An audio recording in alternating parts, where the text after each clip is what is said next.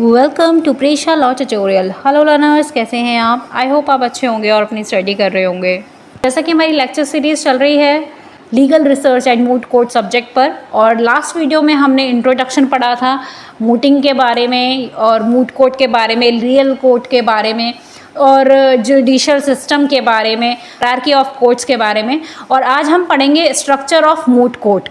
So structure of moot court, तो इसके अंदर क्या होता है, जो मूट कोर्ट है उसको इस तरीके से बनाया जाता है जिससे कि वो रियल कोर्ट रूम इन्वायरमेंट को लॉ स्टूडेंट्स को दिया जाए, जिससे कि लॉ स्टूडेंट्स को हेल्प मिले कि प्रैक्टिस कैसे की जाती है, लीगल आर्ग्यूमेंटेशन कैसे किया जाता है। और इसको इस तरीके से स्ट्रक्चर किया जाता है जैसे कि एक्चुअल कोर्ट होता है। तो और इसको डिज़ाइन किया जाता है फॉर द एजुकेशनल पर्पस, जिसके अंदर हाइपोथेटिकल केसेस होते हैं। जो स्टूडेंट्स हैं उनको एडवोकेट्स के रूप में रोल करना होता है, और जो पैनल ऑफ जजेस हैं वो इसके अंदर प्रोफेसर्स होते हैं, जो कि ये देखते हैं कि जो स्टूडेंट है लॉ फील्ड में प्रैक्टिस करने के लिए उसको स्टूडेंट को कैसे ट्रेन किया जाए। तो इस तरीके से जो मूट कोर्ट है वो इम्पॉर्टेंट रोल निभाता है। देन फर्स्ट आता है इसमें मूट प्रॉब्लम। इसका हम मीनिंग और इम्पॉर्टेंस पढ़ेंगे। सो मूट प्रॉब्लम क्या होती है? जो भी एक्सरसाइज, मतलब जो भी अगर हम कोई केस ले रहे हैं तो उसको लेकर जो भी फाउंडेशन है मूट कोर्ट की, कि उसके अंदर किस तरीके से काम होगा, ये किस तरीके से वो कोर्ट जो है वो वर्क करती है, उसका फाउंडेशन बनाया जाता है। जो फाउंडेशन होता है मूट कोर्ट का, उसको चलाने का, उसको हम मूट प्रॉब्लम कहते हैं। इसके अंदर क्या होता है, हाइपोथेटिकल लीगल सिनेरियो इसमें बनाया जाता है, इस तरीके से डिज़ाइन किया जाता है जिसमें लीगल नॉलेज, रिसर्च एबिलिटी और एनालिटिकल स्किल्स और जो आर्ग्यूमेंट पावर है स्टूडेंट की, उसको टेस्ट किया जाता है कि वो किस तरीके से पार्टिसिपेट करता है मूट कोर्ट के अंदर। तो इस तरीके से हम बोल सकते हैं कि ये एक ट्रेनिंग होता है लॉ स्टूडेंट के लिए कि वो किस तरीके से अपना प्रैक्टिस फील्ड में वो कैसे काम करेगा। उस मूट प्रॉब्लम है, इसके अंदर फैक्चुअल सर्कमस्टेंस होते हैं जो कि लीगल इश्यूज जो भी राइज हुए हैं, मतलब जो भी अगर आप आपने कोई केस लिया है, हाइपोथेटिकल कोई लीगल सिनेरियो लिया है, उसके अंदर जो भी फैक्चुअल सर्कमस्टेंस हैं उसको लेकर जो भी लीगल इश्यूज आए हैं जिस पे आर्ग्यू करेगा जो पार्टिसिपेंट है, इस तरीके से जो साइमुलेटेड कोर्ट रूम सेटिंग को बनाया जाता है। ठीक है, प्रॉब्लम बेसिकली क्या है, जो भी हाइपोथेटिकल लीगल सिनेरियो जो लिया है, ठीक है, या फिर कोई भी कोर्ट जो भी मूट कोर्ट के अंदर जो भी कोई केस लिया है जिसको वो परफॉर्म कर रहे हैं या फिर जिसके अंदर वो पार्टिसिपेट कर रहे हैं जिस केस को लेकर, उसके बारे में जो उसके अंदर जो लीगल इश्यूज होते हैं उसके बारे में बताया जाता है, जिसको लेकर वो आर्ग्यू करेगा पार्टिसिपेंट, उसको कहते हैं मूट प्रॉब्लम। देन अब हम बात करेंगे की फीचर्स ऑफ मूट प्रॉब्लम की। तो फर्स्ट है फिक्शन सिनेरियो। इसके अंदर क्या होता है, ये बेस्ड होता है imaginary adapted real life disputes. तो बेसिकली जो भी मूट प्रॉब्लम होती है वो या तो कोई इमेजिनरी कोई फैक्चुअल या फिर कोई रियल लाइफ लीगल डिस्प्यूट भी हो सकता है, उसके बेस पे होता है। और उसके अंदर जो ड्राफ्ट किया गया है वो मल्टीपल लीगल इश्यूज ड्राफ्ट किए जाते हैं जो कि वो दोनों साइड के होते हैं। मतलब आपका प्लेंटिफ होगा, एक साइड आपका डिफेंडेंट होगा, तो इन दोनों के बिहाफ पे जो भी लीगल इश्यूज हैं, मल्टीपल इश्यूज हैं, उसको प्रेजेंट किया जाएगा। देन नेक्स्ट आता है डिफाइंड लीगल इश्यूज। तो इसके अंदर लीगल इश्यूज़ को डिफाइन किया जाएगा और जो भी इसके अंदर एरियाज़ हैं, सब्जेक्ट एरियाज़ है, चाहे वो कॉन्स्टिट्यूशन लॉ हो, आपका क्रिमिनल लॉ है, इंटरनेशनल लॉ है, IPR है, ह्यूमन राइट्स है, ये सारे एरियाज़ को इसके अंदर देखा जाएगा। देन यूजुअली इसके अंदर दो या दो से चार इसके अंदर दो से लेकर 4 तक, मतलब 2 से लेकर 4 तक जो मेजर लीगल क्वेश्चंस हैं वो भी इसके अंदर एड्रेस किए जाएंगे। देन इसके अंदर 2 पार्टीज़ होंगी, पहला पैटिशनर हो सकता है, एपिलेंट हो सकता है, या फिर आपका प्लेंटिफ हो सकता है, दूसरा आपका रेस्पोंडेंट जो कि प्रेजेंट करेगा अपोजिंग साइड को। तो इसके अंदर 2 पार्टीज़ होती हैं। देन उसके बाद आता है बैलेंस आर्ग्यूमेंट। तो इसके अंदर जो प्रॉब्लम डिज़ाइन की जाती है उसके अंदर दोनों साइड्स के जो है, जो प्लेंटिफ है और जो रिस्पोंडेंट है, वो उनका आर्ग्यूएबल मेरिट क्या है, मतलब वो उनका आर्ग्यू जो वो कर रहे हैं वो देखा जाएगा, कौन कितनी अच्छी तरह से आर्ग्यू कर रहा है, किस पॉइंट्स को निकाल रहा है, जिससे कि फेयरनेस जो है एडवोकेसी की वो इंश्योर हो सके। देन नेक्स्ट आता है जुरिडिक्शनल एंड प्रोसीजरल डिटेल। तो इसके अंदर जो फॉरम है, supreme court, high court, international tribunal, इन फॉरम्स का एक तरीके से इन फॉरम्स को प्रोवाइड किया जाता है, मतलब इनके जुरिडिक्शन के अकॉर्डिंग काम किया जाता है। देन साथ ही साथ इसके अंदर प्रोसीजरल एक्सपेक्ट्स होती हैं, जैसे कि अपील, रिट्स, कॉन्स्टिट्यूशनल चैलेंजेस, ये सब चीज़ों को देखा जाता है। मतलब जो भी मूट कोर्ट जो भी बनाया जाता है वो उस तरीके से बनाया जाता है जिस तरीके से कोर्ट फॉरम का जुरिडिक्शन होता है। देन नेक्स्ट आता है न्यूट्रलिटी। तो जो मूट प्रॉब्लम्स होती हैं उसके अंदर इमोशनल और बायसनेस जो लैंग्वेज है उसको अवॉइड किया जाता है, बस उसके अंदर एक लीगल फैक्ट होता है जिस पे स्टिक होकर आर्ग्यू की जाती है। देन नेक्स्ट आता है components of typical moot court, मतलब एक मूट कोर्ट प्रॉब्लम को के क्या कंपोनेंट्स होने चाहिए। तो first title of the case, मतलब जैसे स्टेट ऑफ, आप कोई भी स्टेट ले लें वर्सेस, जैसे इसमें एग्जांपल दे रखा है state of X versus Y, तो इस तरीके से आपका एक टाइटल ऑफ द केस होना चाहिए। देन दूसरा आता है इसमें स्टेटमेंट ऑफ फैक्ट, इसके अंदर जो भी डिस्प्यूट्स है including parties, timeline, action taking, legal implication, उसको लेकर डिटेल बैकग्राउंड होना ज़रूरी है जिसके अंदर स्टेटमेंट ऑफ फैक्ट्स आता है। देन उसके बाद इश्यूज़, जो भी लीगल क्वेश्चन फ्रेम किए गए हैं, मतलब जो भी, जैसे फॉर एग्जांपल जैसे article 19 clause 1A of the constitution जो है वो बैन, उसका जो बैन है वो वायलेट कर रहा है। मतलब इस तरीके से लीगल क्वेश्चंस होने चाहिए कि वो इशू बन सकें, है ना। मतलब उसके पीछे जो भी केस है उसके पीछे इश्यूज़ क्या हैं उसको देखा जाता है। देन उसके बाद आता है एप्लीकेबल लॉ। तो एप्लीकेबल लॉ मतलब जो भी उसके ऊपर प्रोविज़न है, मतलब फॉर एग्जांपल अगर आर्टिकल 19 के ऊपर है, आर्टिकल 19(1)(a), ठीक है, तो ये जो प्रोविज़न है ये कॉन्स्टिट्यूशन का प्रोविज़न है। और अगर पटिशनर को, जैसे इसमें लिखा है पटिशनर अरेस्ट वाज अनकॉन्स्टिट्यूशनल, तो इस तरीके से जो भी आर्टिकल्स के अंदर आ रहा है या कोई भी एक्ट है या कोई भी स्टैट्यूट है उसके अंदर आ रहा है कौन सा जो कि रिलेवेंट कर रहा है उस प्रॉब्लम को, तो उसको भी, उस लॉ को भी इसके अंदर बताया जाएगा कि भाई ये वाला जो केस है वो इस लॉ को एप्लीकेबल करता है, इसके अंदर ऐसा ये एक्ट है, इसके अंदर ये एप्लीकेबल होते हैं, लॉज होते हैं, तो इसके अंदर वो डाला जाएगा। देन नेक्स्ट आता है इम्पोर्टेंस ऑफ मूट प्रॉब्लम। तो मूट प्रॉब्लम क्यों ज़रूरी है? पहला इसका इम्पोर्टेंस है कि ये डीप लीगल रिसर्च और एनालिसिस को एनकरेज करता है। मतलब लीगल रिसर्च जो भी की जाती है, भाई कोई अगर केस है या कोई भी प्रॉब्लम है, डिस्प्यूट कोई भी केस के अंदर हुआ है, तो उसके पीछे का प्रॉब्लम क्या है, तो उसका लीगल रिसर्च किया जाता है कि भाई ये जो केस है इसमें इशू क्या है, इसके फैक्ट्स क्या हैं और इसके अंदर कैसे जो इश्यूज़ हैं उनको, उसके अंदर कौन से लॉज एप्लीकेबल हैं। तो इस तरीके से डीप रिसर्च और एनालिसिस की ज़रूरत पड़ती है, इसीलिए हम लीगल रिसर्च पढ़ते हैं। देन उसके बाद डेवलप क्रिटिकल थिंकिंग, जो भी इंटरप्रिटेशन ऑफ फैक्ट्स और लॉज को लेकर क्रिटिकल थिंकिंग को डेवलप करता है मूट प्रॉब्लम। और ये मूट प्रॉब्लम जो है ये एक प्लेटफॉर्म प्रोवाइड करता है एडवोकेसी ट्रेनिंग के लिए। जो लॉ स्टूडेंट हैं उनको ट्रेन करने के लिए एक प्लेटफॉर्म है। अंदर जो है स्टूडेंट को ये बताया जाता है कि जो रिटन मेमोरियल है, जो ड्राफ्टिंग है, जो आप जिसके अंदर स्टेटमेंट ऑफ फैक्ट्स, इश्यूज़ और जो भी एप्लीकेबल लॉज हैं, जो भी ड्राफ्टिंग की जाएगी वो किस तरीके से की जाएगी, और उसके साथ साथ उसमें ओरल आर्ग्यूमेंट्स हैं वो कैसे किए जाएंगे। तो इस तरीके से स्टूडेंट को ट्रेन किया जाता है। और साथ ही साथ इसके अंदर टीम वर्क, लीगल राइटिंग और पब्लिक स्पीकिंग स्किल्स को भी प्रमोट किया जाता है। देन एट लास्ट आता है कि जो वेल ड्राफ्टेड मूट प्रॉब्लम होती है वो एक सेंट्रल होता है किसी भी मूट कोर्ट एक्टिविटी के लिए। जब तक प्रॉब्लम नहीं होगी, मूट प्रॉब्लम नहीं होगी, वेल ड्राफ्टेड नहीं होगा, तब तक मूट कोर्ट एक्टिविटी का कोई मतलब नहीं है। तो इसीलिए मूट प्रॉब्लम जो है वो एक स्टार्टिंग है एक मूट कोर्ट एक्टिविटी के लिए, जिससे कि जो स्टूडेंट हैं उसको चैलेंज किया जाता है, जिससे कि वो रियल लॉयर्स की तरह सोचें और साथ ही साथ प्रिपेयर कर सकें और आर्ग्यू कर सकें कॉम्प्लेक्स लीगल इश्यूज़ को लेकर उस फिक्शनल में, मतलब जो फिक्शनल जो केस लिया है उसको लेकर, जिससे कि वो रियलिस्टिक फ्रेमवर्क में अपना काम कर सकें। तो इस बेसिकली ट्रेनिंग है लॉ स्टूडेंट्स के लिए, जिससे कि वो रियलिस्टिक फ्रेमवर्क में काम कर सकें। और साथ ही साथ जो ये मूट कोर्ट है या फिर मूट प्रॉब्लम्स जो लाई जाती हैं वो इसीलिए लाई जाती है, इस स्टूडेंट को प्रैक्टिस कराई जाती है, जिससे कि जो क्लासरूम लर्निंग है उसको चेंज करके practical court room experience students को दिया जाए। तो इसका इतना बड़ा इम्पोर्टेंस है मूड प्रॉब्लम का। देन नेक्स्ट हम बात करेंगे the team in a moot court. तो मूड कोर्ट के अंदर टीम कैसी होगी?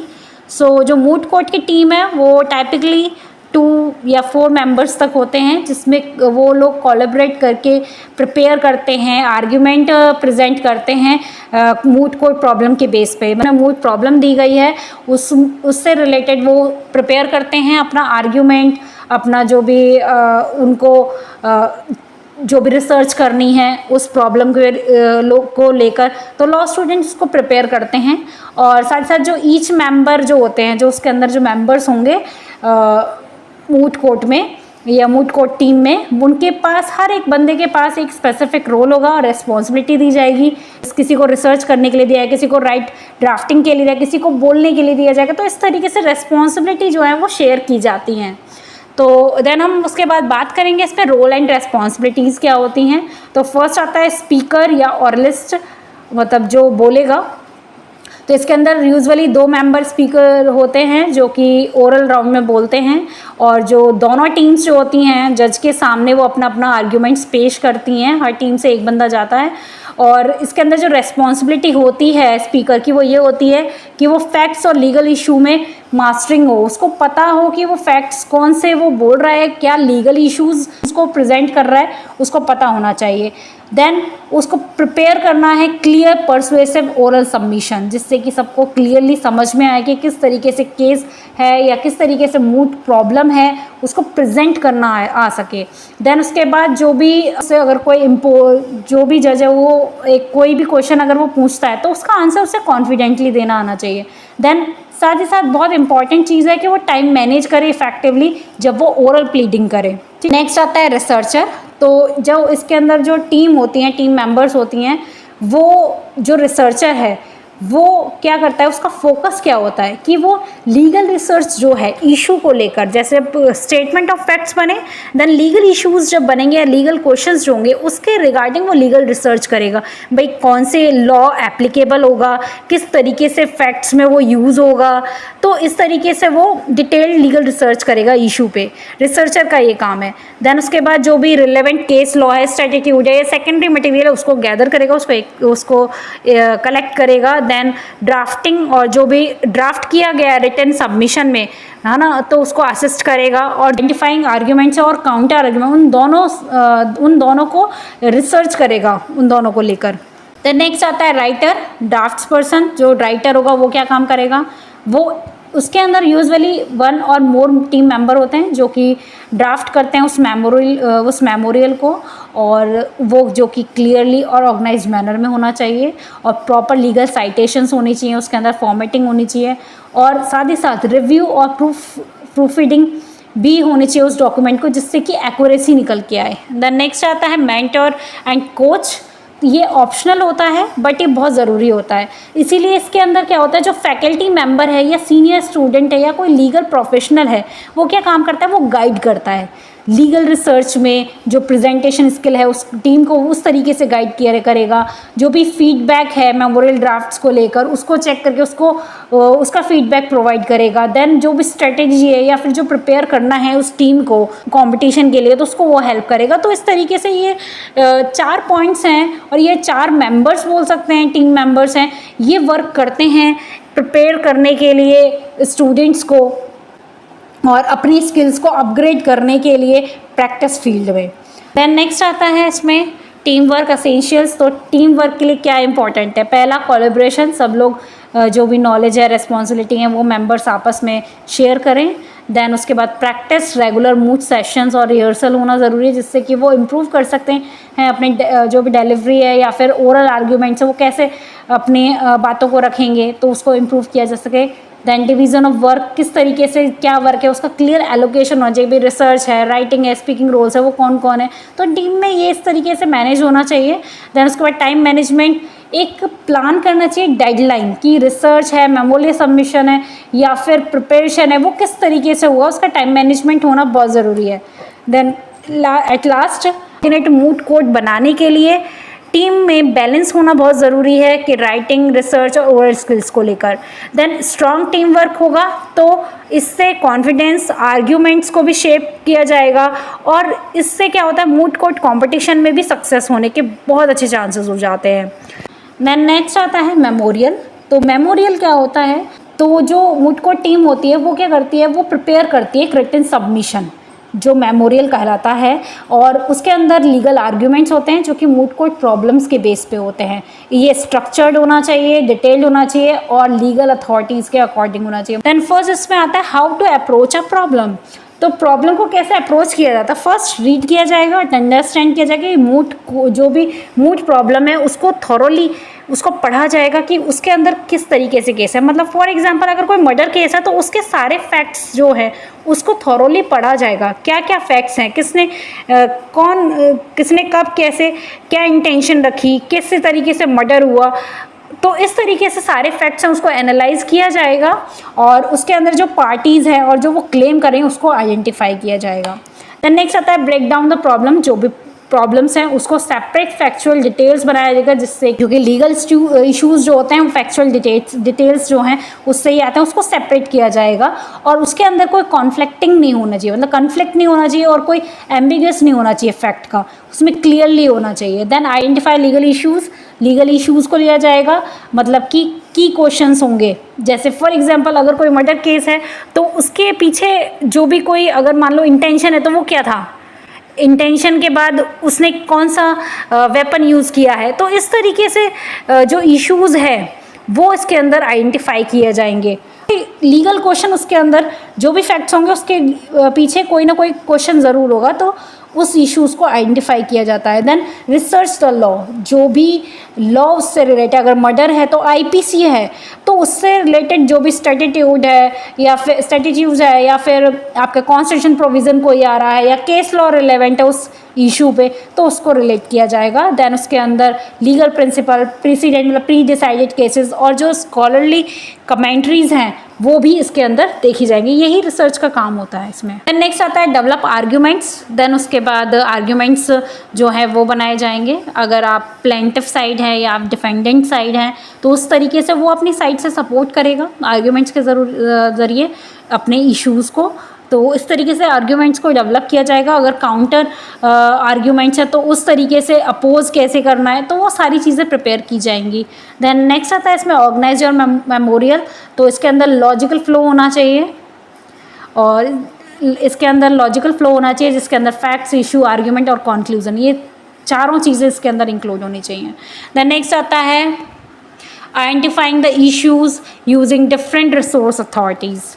तो इसके अंदर जो भी इशू आइडेंटिफाई किए गए हैं डिफरेंट रिसोर्स अथॉरिटीज़ से वो क्या क्या हैं।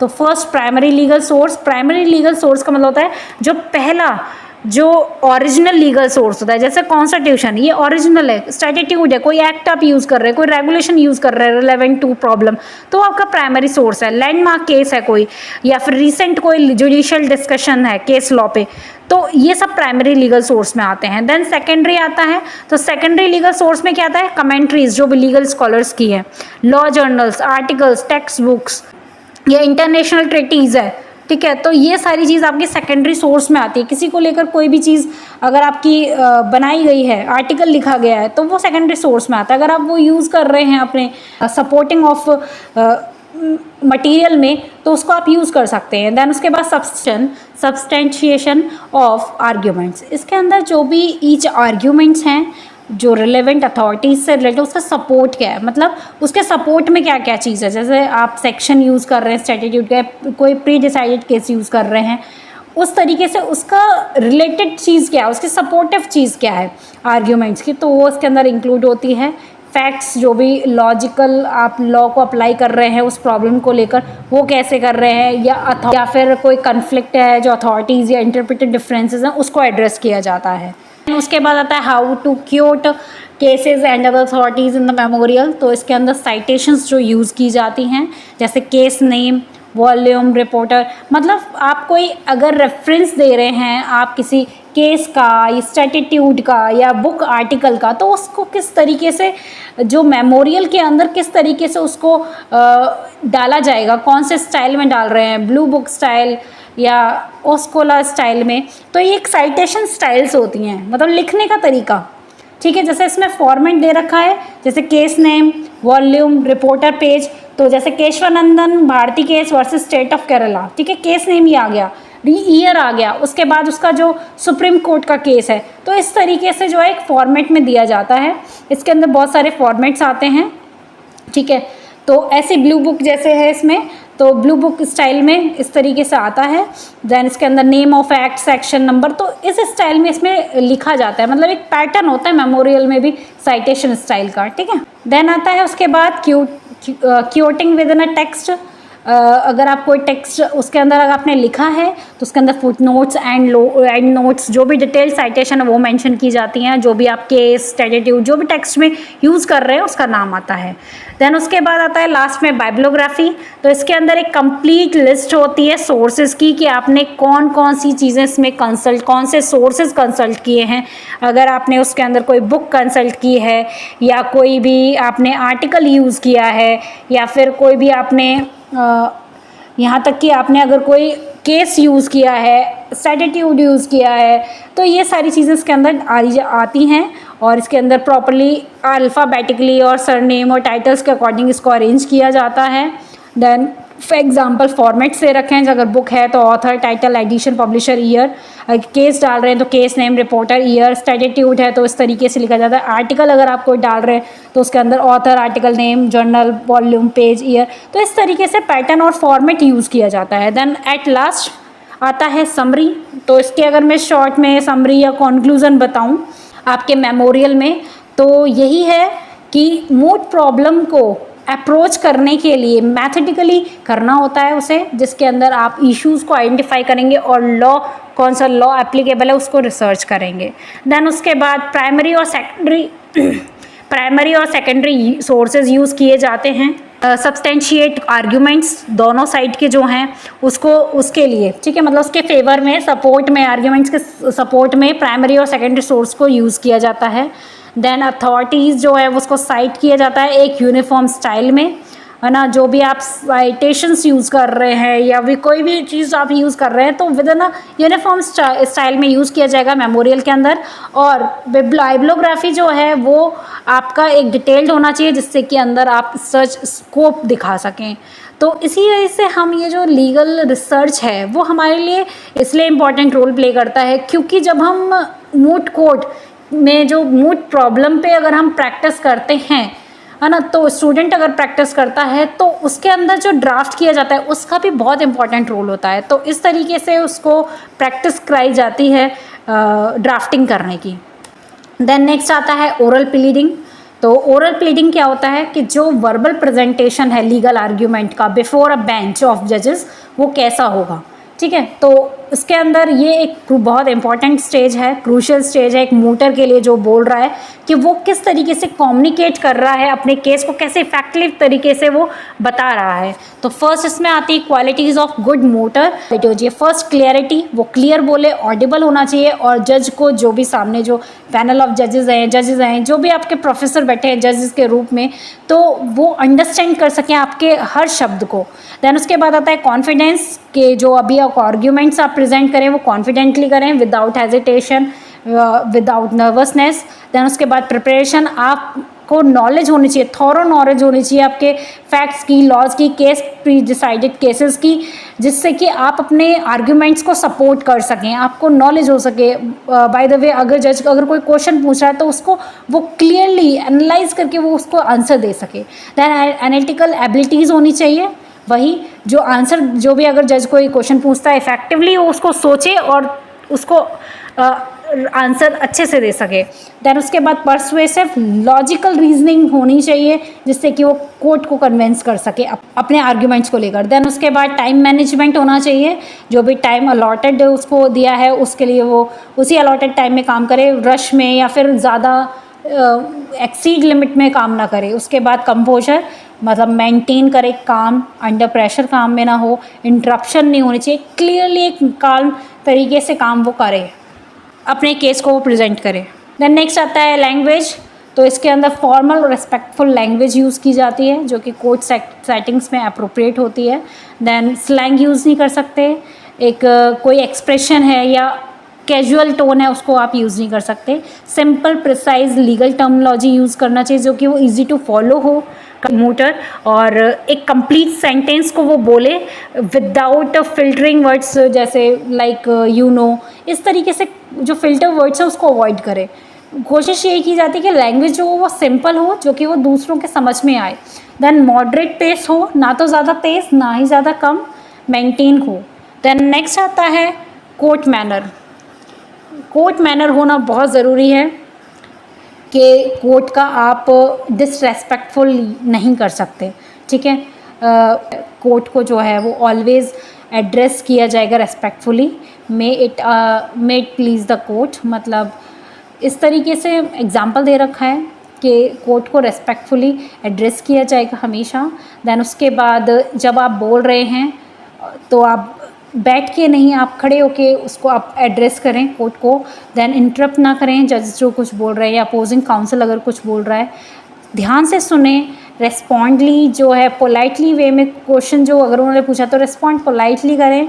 एग्रेसिव और डिसरेस्पेक्टफुल बिहेवियर ना रखें।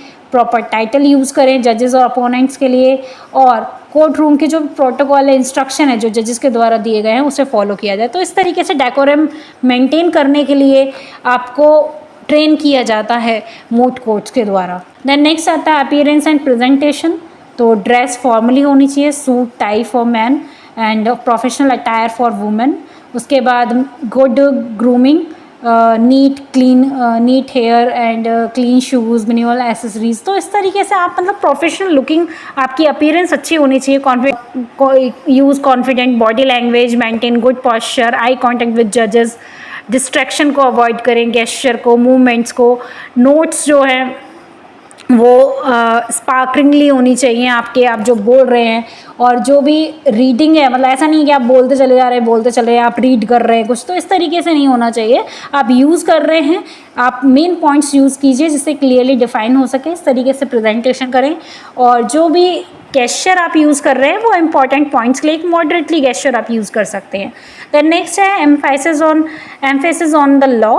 तो जो भी आर्ग्यूमेंट्स होना चाहिए उसका जो बेस होना चाहिए वो लीगल प्रिंसिपल, स्टैट्यूट और केस लॉज पे बेस होना चाहिए। मतलब इसमें कोई इमोशनल और ऐसे कोई बाइसनेस यूज़ नहीं होगा, कोई कहानी नहीं यूज़ होगी। इसके अंदर सिर्फ लीगल प्रिंसिपल्स और स्टैट्यूट और प्रेसिडेंट्स के, मतलब प्री डिसाइडेड केस के बेस पर ही आर्ग्यूमेंट्स किया जा सकता है।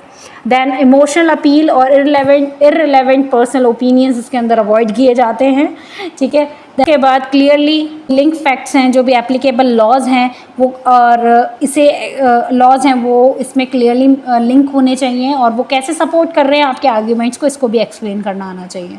देन जो भी साइटेड है, मतलब जो भी आप अथॉरिटीज़ को साइट कर रहे हैं, मतलब बता रहे हैं, या आप कोई भी केस यूज़ कर रहे हैं, तो उसको कॉन्फिडेंटली आप उसको बोल सकते हैं, आप अपने केस को बढ़ाने, अपने केस को मजबूत करने के लिए।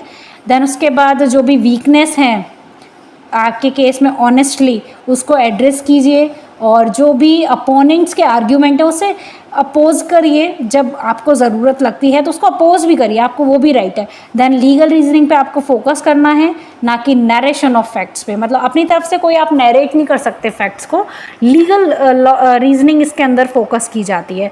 तो एट लास्ट अगर आप गुड ओरल प्लीडिंग करते हैं तो उसके लिए सब बड़ी एक ज़रूरत होती है कि एक स्ट्रॉन्ग लीगल और नॉलेज होनी चाहिए, क्लियर और फॉर्मल कम्युनिकेशन होनी चाहिए, रेस्पेक्टफुल कोर्ट रूम बिहेवियर होना चाहिए, प्रोफेशनल अपीयरेंस होना चाहिए, और फोकस लीगल प्रिंसिपल पे होना चाहिए। तो इन सब जो भी स्किल्स हैं इन पे कॉन्सेंट्रेट करने के बाद ही आप एक गुड ओरल प्लीडिंग कर सकते हैं, इनके कॉम्बिनेशन के साथ ही, जिससे कि आप जो जज है उसके सामने सक्सेसफुली अपने आप को प्रेजेंट कर सकते हैं। तरीके से जो स्ट्रक्चर ऑफ मूट कोर्ट है वो हमारा यहीं कंप्लीट होता है, जिसके अंदर हमने जो मेन पॉइंट्स हैं वो इसके अंदर हमने जो पहला पढ़ा था वो था मूट प्रॉब्लम, उसके बाद टीम, उसके बाद मेमोरियल, उसके बाद ओरल प्लीडिंग। तो ये सारे पॉइंट्स बहुत इंपॉर्टेंट हैं जो कि स्ट्रक्चर ऑफ मूट कोर्ट के लिए बहुत इंपॉर्टेंट है, और एक लॉ स्टूडेंट के लिए बहुत इंपॉर्टेंट है जानने, इस स्ट्रक्चर को जानने के लिए। अगर आज हमारा लेक्चर यहीं कंप्लीट होता है। देन अब हम मिलते हैं नेक्स्ट वीडियो में, जिसके अंदर हम टेक्निक्स ऑफ लीगल रिसर्च के बारे में पढ़ेंगे। सो तब तक के लिए Thank you for watching my videos. For more videos, watch Study Like and subscribe my channel.